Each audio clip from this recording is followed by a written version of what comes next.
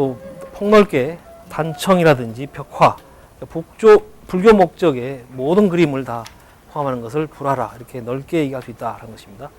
흔히들 그 단청을 공예라고 분류하는 분들이 많이 있는데 불화입니다. 불화에 속하는 것이기 때문에 공예라고 할 때는 잘못된 견해라고 할 수가 있겠습니다. 그게 이제 뭐 문양화, 도안화하는 것도 그 회화지 도안이 공예는 아니라고 하는 것입니다.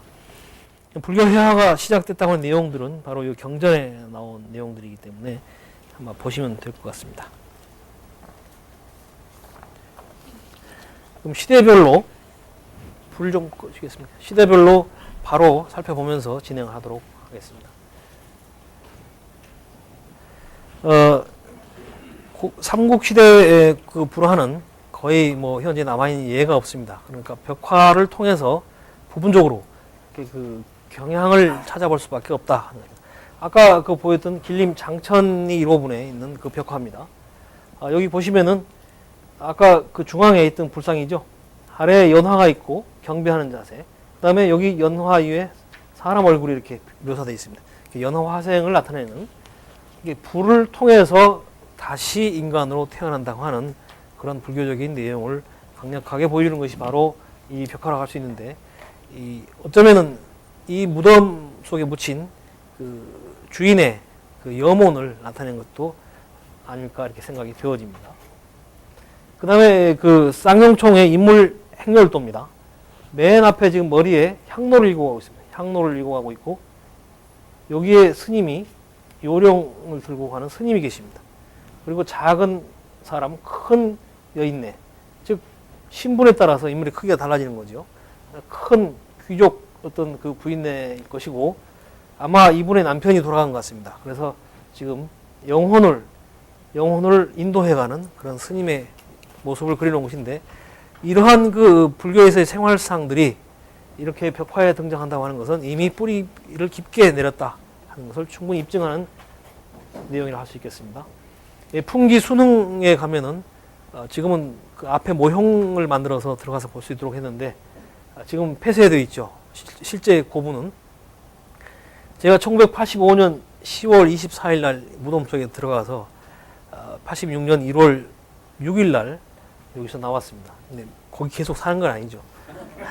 이 벽화를 모사하기 위해서 거기에 그 들랑달랑을 했는데, 들어가면 막 뼈 조각이 이게 돌아다닙니다. 다 수습을 했다고 하더라도 돌아다니고, 이 고분이 크질 않아서 관대 위로 올라가면은 머리를 제 이 큰 키가 닿지 않을 이렇게 숙일 정도로 이렇게 관대가 낮아서 아주 그림 그리기가 어렵습니다. 둘이가 이렇게 등을 맞대고 이절편을 그리면은 움직일 수 없을 정도로 좁은 그런 공간이지만, 남한에서는 가장 많이 남아있는 벽화입니다.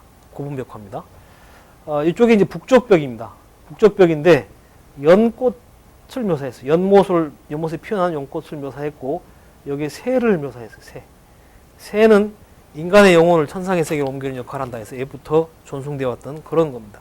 다 소떼에도 그런 새가 있는 이유가 있고, 특히 연꽃은 불교의 상징꽃이라고 해서 아까 말씀드렸는데, 극락왕생을 염원하는 뜻에서 이 연꽃을 북쪽벽에, 죽어가는 북쪽이기 때문에 북쪽벽에 묘사를 했다고 보여집니다. 이 지역은 신라와 고구려가 끊임없이 그 싸우고 뺏고 뺏겼던 그 경계 지역입니다. 이쪽이 그 풍기 이쪽이, 영주 이쪽이. 그래서 처음에 이 그림은 이제 제가 다 못 보여드리지만은 요 아래쪽에 관대에 또는 그 서쪽 벽에 그 역사상이 있고 많이 그 있는데, 그 고구려 그 관대에 있는 산악도를 보고 고구려 벽화다라고 해서 상당히 흥분을 했었는데, 제가 그 들어가서 살면서 이제 건조해야 되니까 흙물이 흘러내던 게 다 이렇게 벗겨질 거 아니겠습니까? 거기에서 그 앞에 금강 역사상의 귀걸이가 발견된 그림상으로 그게 신라식 귀걸이입니다. 그래서 이 그림은 고구려식 신라 벽화다 해서 학계에서 판정을 그렇게 내렸던 것입니다. 어쨌든 이 벽화에 대해서는 저만큼 본 사람이 없습니다. 들어가서 정밀 실측을 하고 다시 다 모사를 해냈기 때문에 상당히 좀 뜻깊은 건데, 지금은 다 폐쇄해서 들어갈 수가 없습니다. 근데 그 아래쪽에 그 새로 이렇게 만들어서 관람할 수 있도록 해놨는데, 아주 치졸하게 이를 데 없이 돼 있어서 모사한 사람이 한 게 아니고 전혀 다른 사람이 했거든요. 사진만 가지고. 왜 그렇게 했는지, 국가의 돈을 쓰는데 이렇게 했는지 모르겠어요. 통일신라에 오게 되면은 이 자료밖에 없습니다. 754년에서 시작을 해서 755년에 끝났다고 하는 기록이 있는 대방광불 화엄경 변상도입니다. 용인 화엄에서 가지고 있죠. 요게 지금 붙였는데 이게 좀 더 떨어져야 맞습니다. 여기에 지금 화엄경을 설하는 그런 내용이죠. 특히 사좌자, 이 되자에 사자가 등장하는 것은 화엄경하고 밀접한 관계를 갖고 있다라고 하는 것이고, 이런 인물의 표현들을 보면은 당나라 때의 그림, 인물과 너무 닮아 있어서 중국 당나라와의 어떤 교류 관계를 직감케 해주는 그런 것이라고 할 수 있겠습니다. 이제 고려 시대로 와야 본격적인 이제 불교 회화가 등장하게 됩니다. 현재 우리나라에서는 1286년에 그려진 지금 고려 불화로서는 가장 시기적으로 앞서는 불화입니다. 독전도인데 레영도죠. 초상화적인 예배용이 아니고 오는 자, 지금 구제 들어오는 자를 맞이하려고 하는 올래 환영한다 영자죠. 그래서 레영도라고 하는 그런 그림입니다. 적색과 녹색에 거의 보색에 가까운 대비인데도 불구하고 그렇게 튀지 않죠, 서로. 이 금을 사용해서 문양을 그려내고 있기 때문에 전부 누그러뜨려져서 더욱더 조화로운 그런 면을 보여준다라고 할 수가 있겠습니다. 색채가 아주 부드럽고 화려하면서도 아주 부드럽다. 즉 파스텔 톤을 보여주는 그런 류의 색채감을 보여준다고 했겠습니다. 역시 독전도인데 레용도입니다. 이렇게 손을 벌려서 오는 자를 맞이하는 그런 장면입니다. 아미타불 좌상입니다. 1306년에 그린 이런 것들은 지금 다 국내에 거의 있지 않고 잘 아시는 바와 같이 일본에 다 건너가 있습니다.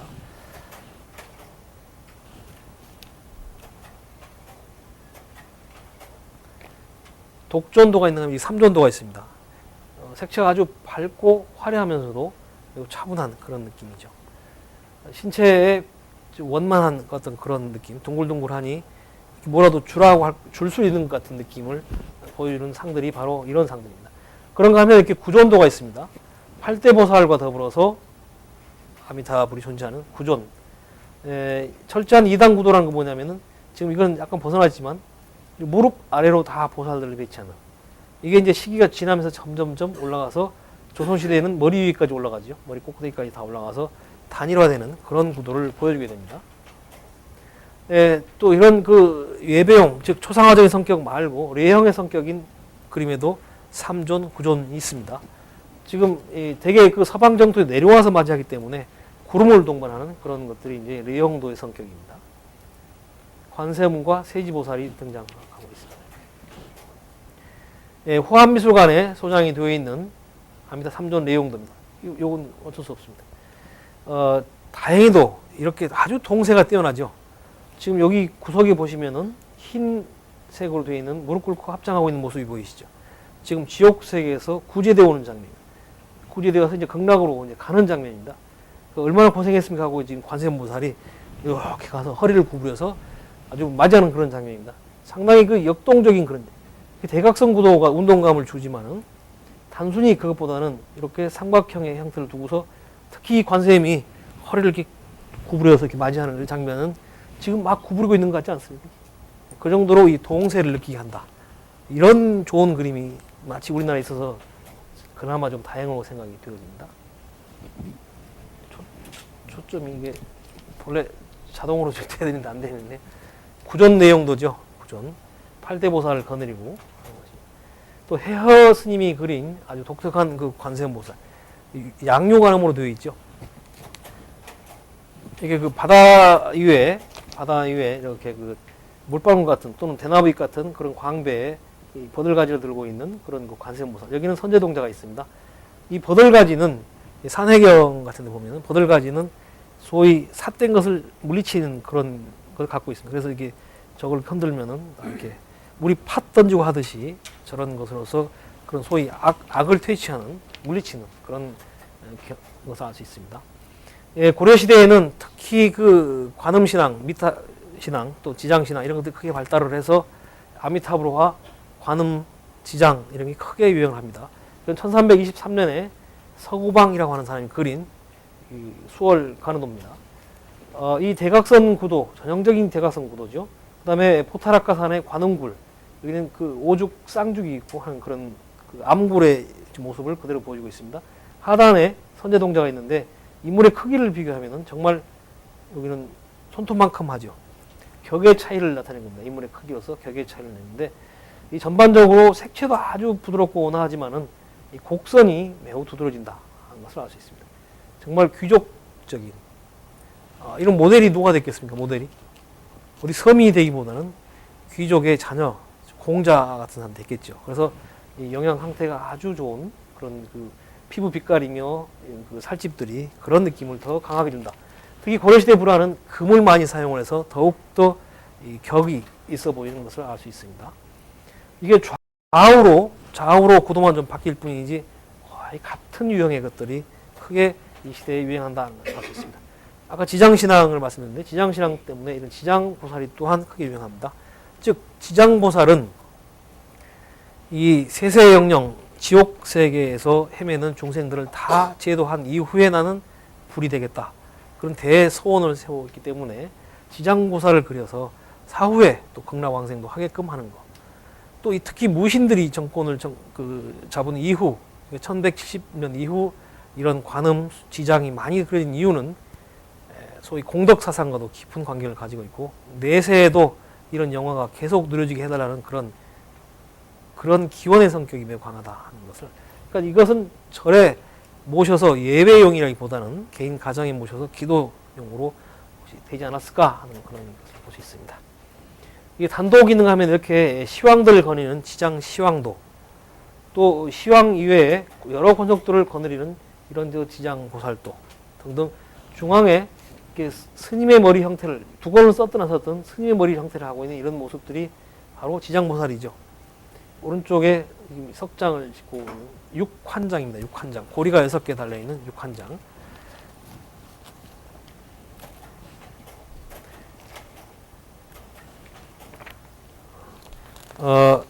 또한 그 미륵이 하생에서 장차 구해달라고 하는, 즉 구세주가 빨리 내려오기를 바라는 뜻에서 이런 미륵 하생경 변상도, 미륵 하생경을 기준으로 해서 이렇게 그려내는 그런 미륵 변상도입니다. 이게 중앙에 미륵이죠. 미륵. 그 다음에 신광, 청광, 궁예가 자기가 미륵이라고 그랬죠. 미륵. 궁예가 쌍둥이 아들을 낳았는데 이름이 뭔지 아십니까? 이름 신광, 청광이었어요. 지가 미륵이기 때문에 자식도 신광, 청광으로 두었었죠. 좀 황당무계한 일이지만 어쨌든 본인이 미륵으로 했으니까 그럴 수밖에 없습니다. 미륵은 도솔천에서 내려와서 용화수 아래 3번 법회를 하고 불이 되어서 서가모니 불이 다 제도하지 못한 중생들을 마지막으로 제도한다는 그런 의미를 지니고 있습니다. 그래서 보통은 불상의 형태가 아닌 보살의 형태를 하게 됩니다.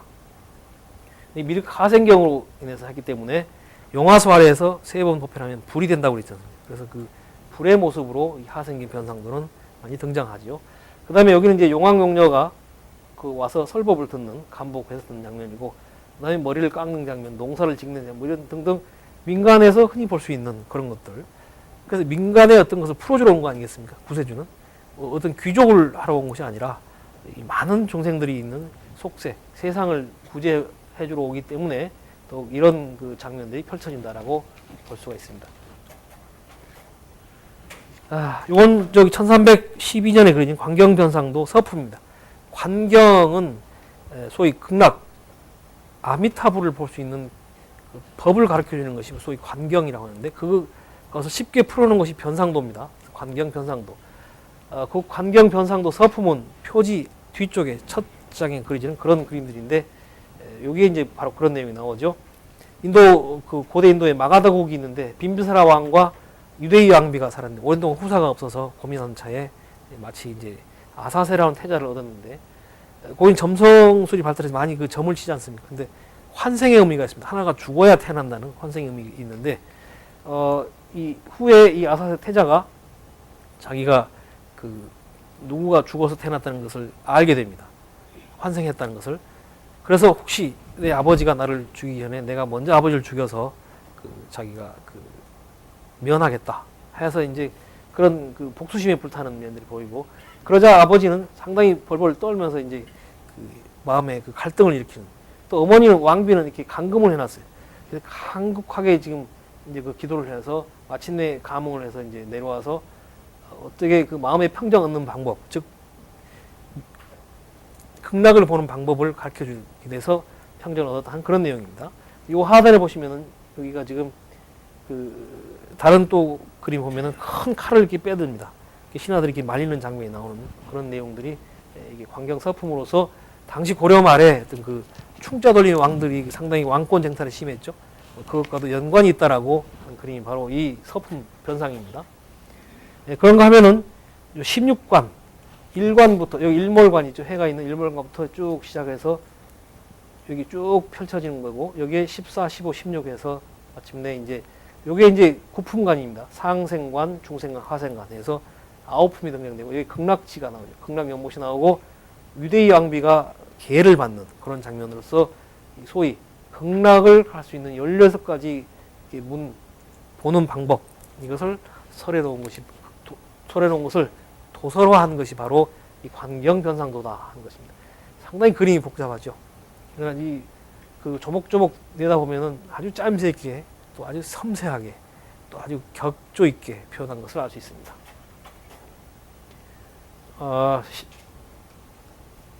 조선으로 넘어갑니다. 조선. 1622년 그려진 아주 중림사 괴불화입니다. 현재 괴불화 중에서 가장 연대가 앞서는 독전 형식의 괴불화인데 항마 촉지를 하고 있죠.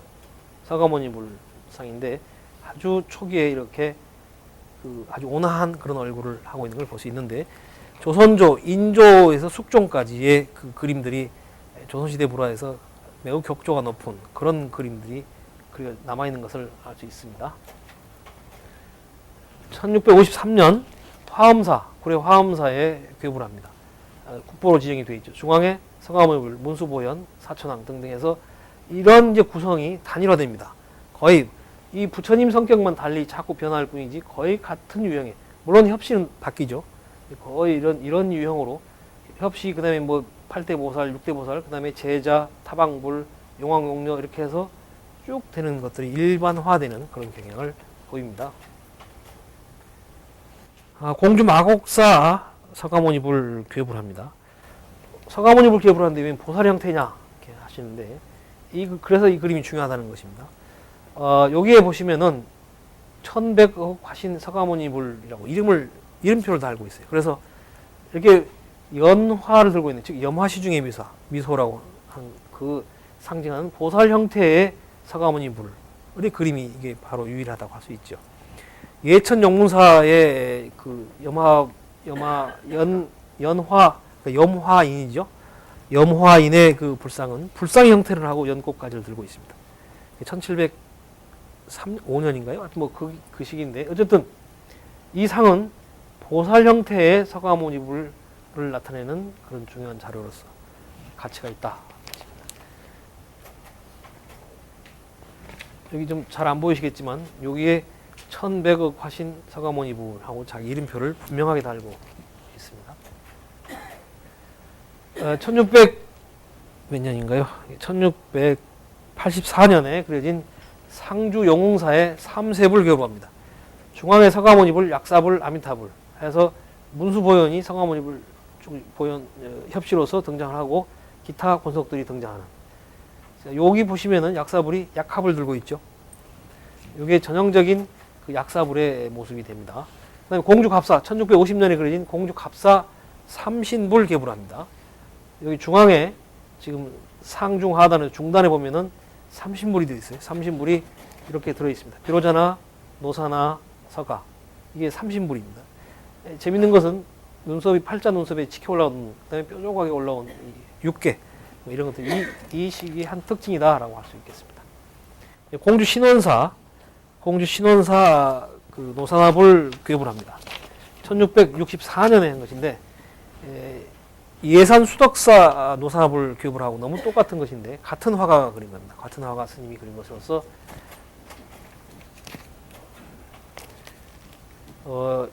지금 이 바탕을 방광의 그 빛으로 가득 채웠습니다.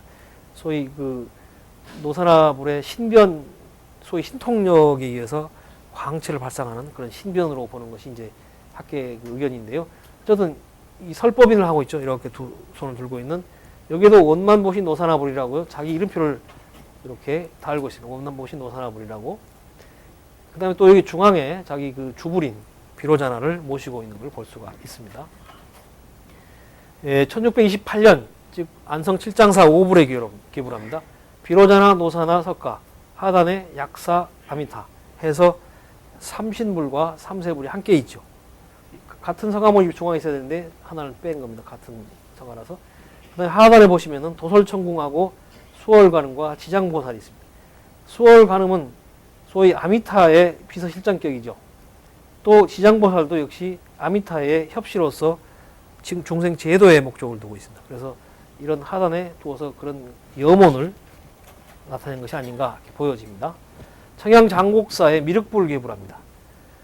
이게 여기에 자기 이름을 지니고 있지 않으면은 영락 없는 아까 그 서가모니불이라든가 뭐 이렇게 판정할 수밖에 없는데, 여기 보시면은 이렇게 미륵존불을 하고 자기 이름표를 지니고 있습니다. 그래서 미륵존불의 도상을 명확하게 알 수 있는 그런 그림입니다. 1683년 하동 쌍계사 팔상전에 있는 영산 해상도입니다. 자, 서가모니불 주불인데 손을 이렇게 하고 있죠. 그래서 아미타로 볼 가능성이 많은데 문수와 보현이 협시를 하고 있습니다. 그래서 또 더군다나 팔상전은 서가모니 부처의 생애를 8장면으로 나누어서 그걸 그림으로 그려놓은 것이 팔상전입니다. 그래서 그 주불은 서가모니물이죠. 그 뒤에 있는 후불하로서 영산회상을 나타낸다. 즉 영축산에서 설법을 하는, 법화경을 설하는 그런 모습이 영산회상인데 바로 서가모니불의 그런 장면을 나타낸 것입니다. 1693년에 그려진 여순국사 대웅전의 영산회상도입니다. 아까 이 부처님 보셨죠? 그 뒤에 이렇게 있는 건데, 양록계통에 이런 그 광배가 처음부터 그려졌는가 싶어서 상당히 학계에서는 그 연구의 대상이었는데, 한 3년 전에 수리를 해서 제가 지도 감독하면 이 뒤에를 다 뜯었더니 요게 다 그 녹색이 좀 독성이 있거든요. 다 썩어버리고 비단이 요 뒤에 다시 다 다른 천을 대서 새롭게 이 양록 야광빛의 양록을 칠하는 것을 발견할 수 있었습니다. 더 이상 연구에 흥미가 없어져 그림이 1729년에 의겸 스님이 그린 해인사, 합천 해인사의 영산해상도입니다. 재밌는 것은 이 단을 형성해서 쭉 인물들을 표현했는데 100 몇십 분이 등장합니다. 근데 올라갈수록 인물의 크기가 점점점 작아지죠. 상승 효과를 노리는 겁니다. 또 원근법을 주어서 공간감을 여기다 부여한다 하는 것을 인물의 크기로 통해서 충분히 직감할 수 있다 하는 것입니다. 역시 의겸 스님이 그린 구례 화엄사 1757년에 맞죠? 1757년에 그려진 구례 화엄사 삼신불 중에 중앙에 비로자나불 그림입니다. 이게 직원이네. 이 적색이 상당히 그 갈색조죠. 다갈색조로 되어 있는데 1741년에 그린 여순국사 팔상전의 영산해상도와 같은 그런 색조인데 다 의겸 스님이 그렸습니다. 그래서 아마도 이런 그 어떤 특수한 안료를 써서 이렇게 적색이 다갈색조로 이렇게 되지 않았나 그런 생각이 들어갑니다. 이건 1759년에 그린 양산 통도사 대광명전의 삼신불도 중에 중앙에 있는 비로자나 불도입니다. 직원인의 비로자나 불, 문수보현보살, 기타 보살들, 여기에 이렇게 머리까지 운집해서 기타 권속들이 그려진 이런 형상, 이 도상 구성이 바로 조선시대 불화에서 일관적으로 나타나는 그런 그 군집도 형식의 하나의 흐름이라고 할 수 있습니다. 1476년에 그려진 강지무이사 극락전의 후불벽화입니다. 아미타불의 관음 지장이 되어 있는 3존에 뒤에 6대의 제자를 그려서 화불이 이렇게 있는 그림인데 상당히 그 고려적인 요소가 강하죠. 아주 이게 도상화되어 있지 않고 자연스럽게 구름이 배치되어 있고 색깔도 난색조, 즉 따뜻한 색 계열로 해서 고려시대의 어떤 그런 전통을 조선 초기에는 계승하고 있었다는 것을 분명히 알게 해주는 자료 중에 하나다. 것입니다. 이게 1776년에 그려진 구례 천은사 아미타불화입니다. 여기 아미타불이라고 써 있고, 그 다음에 흥미로운 것은 여기 사천왕이 있는데 여기 이름표를 지금 갖고 있는데 북방 다문천, 동방 지국, 남방 정장, 서방 광목 이렇게 되어 있어요. 써 있어요, 여기에. 근데 아까 그 석굴암을 말씀드릴 때 제가 여기 탑을 들고 있는 게 북방이라고 그랬지 않습니까? 그래서 조선시대와 방의 개념이 좀 다르다 하는 것인데, 분명히 신라식으로 하면 이게 북방, 동방, 남방, 서방이 되어야 됩니다. 동방, 서방, 동방, 남방, 서방, 북방 이렇게 되어야 되는데, 북방, 동방, 서방, 남방, 서방 이렇게 되어 있어요. 그러니까 이 비파를 들고 있는 게 본래 동방이 되어야 되는데 북방으로 되어 있고, 탑을 들고 있는 게 북방이 되는데 서방으로 되어 있어요. 그 다음에 여기 용과 여의를 들고 있는 이 광목천이 소위 남방으로 되어 있어요. 남방 정장으로 되어 있습니다. 그래서 이 그림을 보고 모 학자께서는 아까 얘기한 대로 무시기소치다 이렇게 했는데, 실제로 여러 그림에 아까 신원사나 뭐나 이렇게 보면은 사천왕 명칭에 다 이렇게 되어 있어요. 또 영광불갑사 사천왕 상을 보니까 저번에 복장 나와서 한번 봤는데 그 안쪽에 이렇게 그 피파를 들고 있는 사천왕 상 저 뱃속 안에 북이라고 이렇게 딱 방위를 써놨어요. 그래서 이건 결코 그 잘못된 것이 아니고 조선시대의 어떤 새로운 방위 개념이라고 이렇게 보아야 맞다. 왜냐하면 여러 작품에 그렇게 등장하고 있는 것을 봐서 추측을 그렇게 할 수밖에 없다 하는 것이 제 생각입니다. 약사불암입니다. 이건 1565년에 그린 그 회암사에서 그려서 배포한 수백 장의 그림을 배포해서 공경 예배하겠다는 그림 중에 한 폭입니다. 일광월광보살인데 여기는 이제 그 표시를 안 했지만 약합을 들고 있어요. 약합을 들고 있는 약사율광불, 그 다음에 일광월광보살로 이것만 매우 간단하게 그려서 소위 밑에 자주색 바탕에 금으로만 해서 배포한 소위 금리 그림이죠, 금리. 자, 그런가 하면은 이게 이제 시대가 내려가면서 이렇게 이렇게 이제 채색화로 되는데, 여기 삼세불화죠. 중앙에 석가, 왼쪽에 약사 아미타입니다. 여기 약합이 보입니다. 제가 조그만 걸 안 가져왔는데요. 이 의사부처입니다. 그 의사부처로서 이 약은 고통을 제거해주는 아주 매우 귀중한 것이겠죠. 그래서 이 약합을 그냥 덜렁 그린 것이 아니고 매우 치장을 많이 합니다. 표면에 여러 가지 무늬로 장식해서 매우 고귀한 그런 그릇임을 강조하고 있는 걸 볼 수 있습니다. 천불도입니다. 예, 천불도는 다불사상이에서 이제 53불, 1000불, 3000불 이런 것들이 그려지게 되는데, 다불이라고 하는 것은 수많은 곳에 많은 부처님이 계셔서 우리를 보살펴 달라는 그런 매우 그 뜻깊은 의미를 지니고 있다고 볼 수 있습니다. 1709년에 그려진 예천 용문사 천불도인데 정말 천불인가 헤아렸더니 1020 몇 분입니다. 할 일 없이 헤아린 게 아니고 정말 천불인가 했더니 대개 다 천불이 대형사 천불도 천불이 넘습니다. 또 그 동대에 있는 고창 선호사 것도 해보면 천불이 좀 넘는 것 같습니다. 많다는 의미가 사실은 천불인데 굳이 꼭 천불만 그랬을까 해서 사실은 헤아려 봤더니 천불이 다 넘습니다. 그러나 각기 이렇게 몇 그룹으로 지어서 다르게 다 되어 있습니다. 전혀 천불이 다 다를 수는 없죠. 그래서 그룹으로 다르게 또 다르게 해서 계속되는 그런 것을 볼 수 있습니다. 이게 동대 박물관에 소장되어 있는 고창 선운사 동우남 천불도입니다. 저 그냥 천불만 들어놓은 것이 아니고 위에 보시면은 별도에 둬서 불상들을 두었습니다. 입상에. 지금 동우남에 이 한 편이 같이 있어요. 박물관에 4폭이 있고 동우남에 한 폭이 있습니다. 한 폭이 있는데 거기는 중앙의 것이에요. 중앙의 것에서 거기에 그 설법도 열애도 뭐 해서 거기는 다양하게 구성이 되어 있고 좌우로 이렇게 해서 천불을 해서 같이 모두 모으니까 천불이 조금 더 되는 그런 경우를 볼 수 있죠. 팔상도로 넘어갑니다. 부처님의 생애를 8장면 모아서 그리는 건데 이게 1709년에 그린 예천 용무사 팔상도입니다. 팔상도 중에 가장 앞서는 시기적으로 가장 앞서는 겁니다. 그래서 내용도 아주 간단합니다. 그냥 그 마야 왕비가 꿈을 꾸는 장면이에요. 상아가 6개 달린 백상을 타고 호명고사에 내려오는 그런 장면. 하늘의 모든 그 천인들이 축하해 맞이하는, 지금 마야 왕비의 잉태하는 그런 꿈이죠. 잉태하는 그런 과정입니다. 도솔레이, 그다음 비람강생상으로서 탄생하는 장면이죠.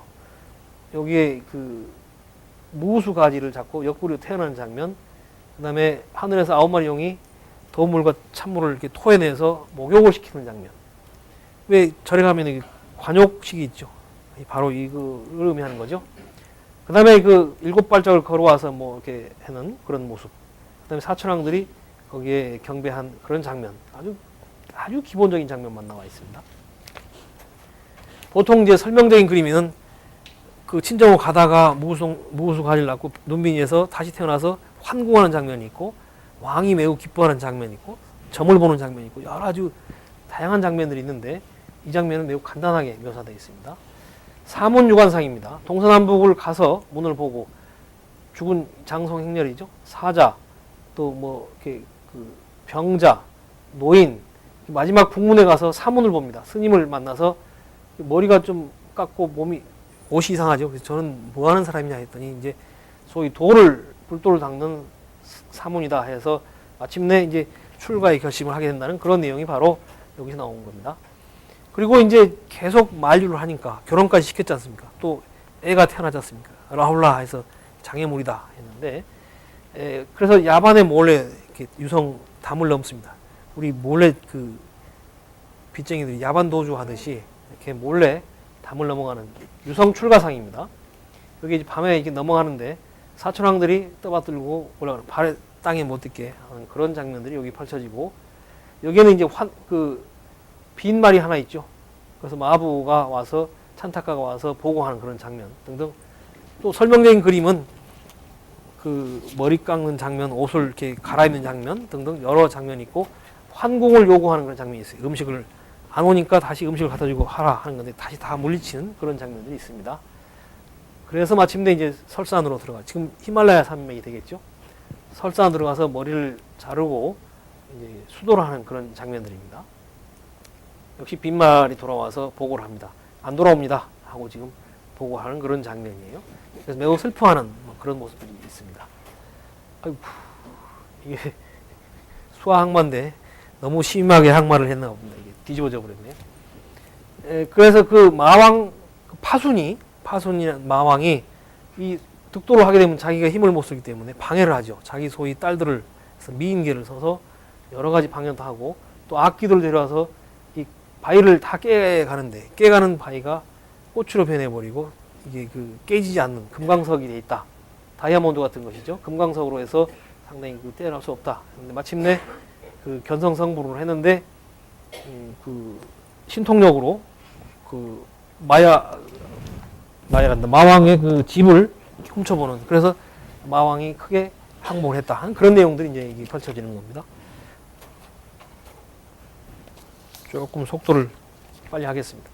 이제 그래서 이게 초전 뽑는 장면입니다. 이게 자기가 같이 그 수도하다가 유미죽을 얻어먹는 장면이고, 타락했다 해서 도망가 버린 그걸 다시 불러서 최초의 오비국에게 하는 거. 그다음에 이제 다 모아서 설법인이죠. 아까 이렇게 하고 있는 모아서 이제 그 설법하는, 그래서 왕족들이 와서 설법을 듣는 그런 장면들. 쌍림 열반상입니다. 열반상, 팔을 벽에 하고 누워서 쉬듯이 해서 돌아가는 그런 장면이죠. 아주 슬퍼하는 장면들. 이렇게만 나와 있습니다. 이 장면은. 그런데 이제 그 설명적인 그림은 답 위에서 사리가 나오고, 여러 왕들이 그 사리를 서로 가져가려고 해서 소위 그 바라문 존자가 중계를 해서 나눠 가게 하는 분사리 과정이 나오죠. 요게 이제 그 하나만 제가 가져왔는데, 그 양산 통도사의 소위 그 도솔레이상입니다. 와야 왕비가 꿈을 여기서 꾸게 되죠. 그래서 잠깐 졸고 있는 사이에 이렇게 이제 호명관에 내려오는 꿈, 그걸 무슨 꿈이냐 해몽하는 장면 등등 이렇게 설명적으로 등장하죠. 여기는 소구담이 도적으로 몰려 화살을 맞고 죽는 장면 등등 이런 뭐 여러 가지 과거의 일들을 묘사를 하고 있는 걸 볼 수 있습니다. 화엄경변상도입니다. 경변상도로서 여기에 지금 그 소위 그 연화장을 여기 묘사를 해서 물결 위에 연꽃을 두고 그 39품에 있는 그 내용을 여기다가 이렇게 묘사를 했고, 3, 4, 5, 6, 7, 8, 9, 1 뭐 해서 여기 이제 서다림 제 9장면인 서다림회로 지상에서 5번, 또는 하늘에서 4번 해서 7처9회입니다. 7장소에서 9번 법회를 하는 그런 화엄경을 설하는 그런 내용이 바로 이 화엄경 변상도라고 하는 것입니다. 그 다음에 이제 16나한도가 있습니다. 이게 여성국사의 16나한도인데, 이 나한절 들어가면은 보시기에 불상이 있고, 오른쪽에, 그러니까 왼쪽이죠. 왼쪽에 홀수 13579에서 15. 오른쪽, 즉, 여러분이 보시기 왼쪽에 24680, 16해서 홀수와 짝수로 배치되는 그런 상들입니다. 이게 폭에 여러분들을 135, 79, 10 이렇게 해서 쭉 두는 그런 것들이고, 마지막에 이렇게 이제 보살과 저는 그 장군들로 해서 그 호의를 하는 그런 역할을 하게 됩니다. 이게 이제 짝수 246, 80, 12, 14, 16 해서 마지막으로 존재를 하고, 또 이런 것과 더불어서 또한 이런 그 조사상들이 크게 됩니다. 이건 사명대사상입니다. 여기 사명대장이라고 써 있어요. 이게 사명당 대장, 그러니까 승군 대장으로서의 어떤 그 추상과 같은 그런 여러 그 사명당 영정이 있는데, 이 그림이 가장 그런 기상을 잘 보여주는 그림이다라고 생각됩니다. 그래서 작년에 보물로 지정을 시켰습니다. 그 다음에 이제 관음도인데요. 이건 관음응시도죠. 32 관음응시도로서 일본에 지금 가 있습니다. 영암 도갑사에 원래 있던 것인데, 여기에 그 유희자죠. 쉬는 장면, 이렇게 편히 쉬는 그런 모습으로서 곳곳에, 이런 곳에 그 32 몸으로 변해서 이렇게 제도를 하는 그런 장면들을 산수와 펼쳐서 같이 놓는 그런 장면을 보여주고 있습니다. 매우 회화적이죠. 일반 회화에서도 상당히 그 표현 기법을 배워야 할 그런 내용들입니다. 조선시대 수월관음은 대개 이런 형식이죠. 아까 고려시대 수월관음은 측면으로서 반가상인데 비해서 이렇게 유희자, 여순국사의 상입니다. 여순국사상입니다. 암구를 표시해 쌍죽이 있고, 여기에 정병에서 버들가지, 그 다음에 파랑새가 날아오는 그런 장면 등 선제동자가 법을 청하는 장면, 의겸스님이 그린 겁니다. 또 신중도입니다. 우리 그 민중들의 기도를 가장 잘 들어온다고 하는 신중도, 즉 아까 하늘을 지키는 천신, 즉 제석천과 범천을 두고 위태천이라고 해서 이게 그 하늘의 군대입니다. 소위 하늘의 신 제석 범천이 거느리는 하늘의 군대. 그래서 많이 무장하는 군대를 거느리고 있죠. 이런 형태가 바로 이제 조선시대에 보여지는 신중도라고 하는 겁니다. 물론 여기 이제 제석천, 범천, 위태천 해서 이렇게 되는 거 있고, 또 여기에 보시면은 그 괴상하게 생긴 금강 역사상이 있죠. 여러 얼굴 막 지니고하는 그런 또 금강, 소위 제석 금강도 이렇게 해서 좀 달라집니다. 그 다음에 감로왕도입니다. 소위 효사상과 밀접한 관계를 가지고 있는 우란분경과 관계를 갖고 있죠. 목련존자와 어머니의 그 문제입니다. 이렇게 성반을 차려서 잘 공양을 하면은 그걸 통해서 영가가 천도된다 하는 것입니다. 소위 아미타불이 감로왕입니다. 감로왕. 감로도 하는 것은 다소 틀린 말입니다. 감로왕도 해야 맞는 얘기지. 감로도라는 것은 좀 틀린 말이죠. 그래서 극락으로 인도하는 일로왕 보살이 나와서 깃발을 들고 이제 그 영가를, 천도된 영가를 극락으로 왕생시키는 그런 장면. 백중날 여기 기도를 하시죠. 여기 악기가 있습니다. 악기가 있고, 민간에서 이루어지는 소위 그 풍물놀이, 남사당패, 이런 것들이 여기에 묘사되어 있고, 뱀에 물려주는 장면, 압사하는 장면, 등등, 물에 빠져주는 장면, 여러 장면들이 나오는데, 모든 그런 것들은 저는 성반을 통해서 극락왕생할 수 있다 하는 것입니다. 이게 하동 쌍계사 감로왕도입니다. 내용은 같습니다. 그 다음에 지장 그 보살도인데, 이게 소위 지옥계 그림을 지금 얘기하고자 하는 것들입니다. 일본에 있는 것인데, 지은원 소장의 그 지장 시황도입니다. 지장 보살과 더불어서 시황들이 쭉 있고, 권속들이 있는. 그 다음에 하단에는 지옥도죠. 여러 그 아주 복잡한 일들이 펼쳐지고 있는데, 지장보살에 의해서 다 구제된다고 하는 것입니다. 북지장사, 대구에 있는 북지장사 지장시황도, 지장을 중심으로 아래는 면류관을 쓰고 있는 소위 왕들이 펼쳐져 있고, 위에는 권속들이 있습니다. 수타사, 홍천 수타사의 지장 시황도입니다.